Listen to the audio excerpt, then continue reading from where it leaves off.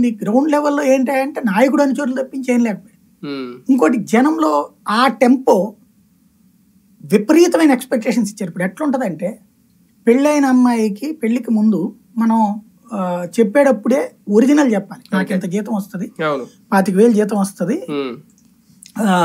నేను ఇంత చేయగలను అంటే అమ్మాయి దానికి ప్రిపేర్ అయ్యి వచ్చిన అమ్మాయిని చేసుకుంటే తర్వాత మనం పైన ఎక్స్ట్రా ఖర్చు పెడుతుంటే మా ఆయన 25,000 అన్నాడు కానీ జాగ్రత్తగా మేనేజ్ చేయగలడు అని లవ్ ఎక్కువ అవుతుంది.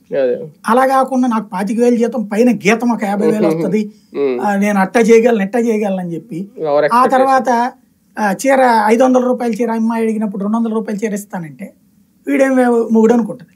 ఇప్పుడు అక్కడ అట్లాంటి పరిస్థితి. ఓవర్ ఎక్స్పెక్టేషన్ చూపెట్టాడు యాజిటేషన్స్ లో. ప్రతి ఇంటికి ఉద్యోగం వచ్చేస్తే అసలు ఆంధ్ర వాడు వెళ్ళిపోయిందంటే, గవర్నమెంట్ దిగిపోయిందంటే, రాష్ట్రం విడిపోయిందంటే అదొక స్పెషల్ రాజ్యం, మనం సింగపూర్కి ఎక్కువ జపాన్కి తక్కువ అన్నట్టు చూపెట్టారు. ఎవడి బతుకులో మార్పు వచ్చింది? రాజకీయ నాయకుడి బతుకులో మార్పు వచ్చింది.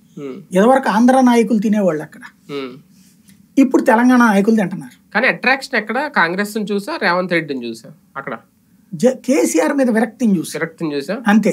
అదేం లవ్ అయితే 64 రావు.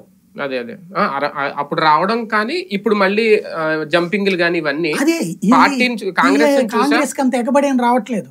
వీళ్ళు వెళ్ళి మాట్లాడి తెచ్చుకుంటున్నారు. ఎగబడి వచ్చే టెంపు రాలేదు ఇంకా కాంగ్రెస్ పార్టీ. ప్రస్తుతం వెళ్ళి మాట్లాడి అధికారంలో ఉన్నాం కదా అని తెచ్చుకుంటున్నారు. అది ఇంకోటి ఏంటంటే ఒక దిక్కుమాల రాజకీయం 2 రాష్ట్రాల్లో కూడా అధికారంలో ఉన్నోడికే పని అవుతుంది అనేటువంటి కోణం. అంటే ఈ 5 ఏళ్ల తర్వాత ఏంటనేది కూడా ఆలోచిస్తారు కదా. ఆ హోప్స్ ఏం కనిపించట్లేదు బీఆర్ఎస్. ఇప్పుడు ప్రస్తుతం ఈ ఎలక్షన్ లో నాకు తెలిసి